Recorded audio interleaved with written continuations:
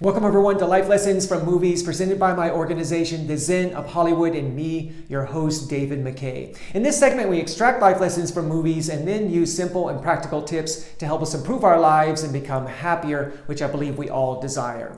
Okay, today's theme is finding peace regarding our parents.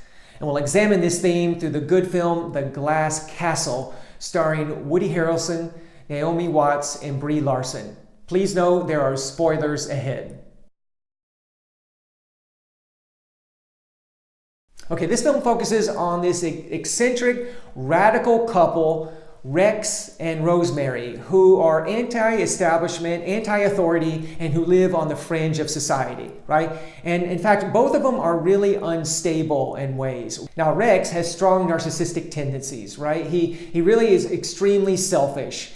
And he's emotionally abusive, he is angry quite often, and he's an alcoholic. And Rosemary, for her part, is a flighty individual who doesn't take responsibility as she should as a mother. But on the other hand, Rex can be this fun, caring, intelligent individual, very charming with his children, leading them on wonderful adventures. I mean, they have definitely some good times. Rex also has a vivid imagination, and he's the one that comes up with this idea of literally building a glass castle, right? So he gets his children's hopes up, but then he dashes them when in the end they realize that building this glass castle is totally unrealistic and never going to happen. And that's one of the themes of this film, right? Unfulfilled dreams. Now, Rex and Rosemary have 4 children, and one of them is Jeanette. She's the second child, and the film really focuses on her and her relationship to Rex and Rosemary more than anything else. Now, remember that last scene in which Jeanette is with her father, Rex. Rex is on his deathbed. He doesn't have long to live, and he makes a confession, right? A teary confession. He realizes that he could have faced his demons more than he did, right? That in fact, he didn't really do it at all. He was a person in pain. He didn't know how to deal with that pain, and he admits all of this to Jeanette. And he's sorry, right? He truly is sorry for the pain that he caused her as well as her siblings. So today's theme is all about making peace with our parents, which of course isn't always easy to do, right? It certainly wasn't easy for Jeanette with her parents.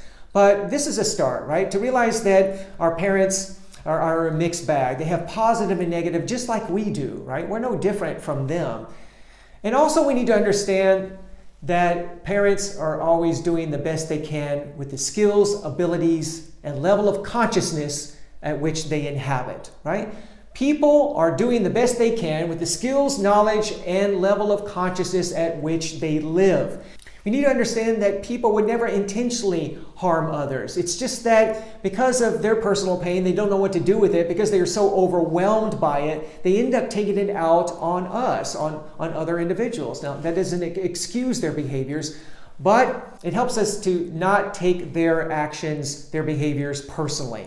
Hopefully we can meet with them. It would be ideal to meet with them in person and to talk with them about what happened, about particular issues, and really express those negative emotions, including anger and hurt, whatever that is that we felt, right? We need to do so in a constructive way, though, and not take it out on them. This can help us, right, get to a place where we find greater peace. Now, if we feel that we can't do that, if the issues are too charged, they're too deep, right? There's too much pain, we can write a letter to our parents and send it to them.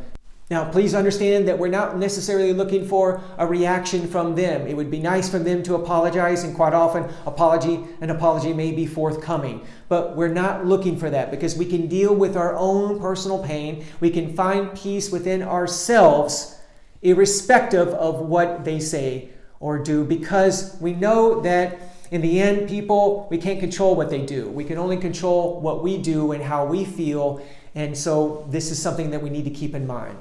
And finally, we can find peace with our parents by understanding that everything happens for a reason. Even if our parents were abusive or they did inappropriate things in our life that really hurt us, we can understand that we can benefit from that in some way. And so we can take what happened to us and learn from it and realize that there are important life lessons connected to their inappropriate behaviors that can help us get on with our life and find the life that we truly want. And quite often, we need that, right? On this earthly plane, in fact, we can't really know what love is until we know what love is not, right? I'll repeat that. We can't really know what love is until we know what love is not. And this is what our parents can help teach us. By knowing what love is not, what we don't want to do in our lives, it can help us really establish what we do end up doing in our lives constructively and leading to healthy lives. Okay, so what did you take as a major life lesson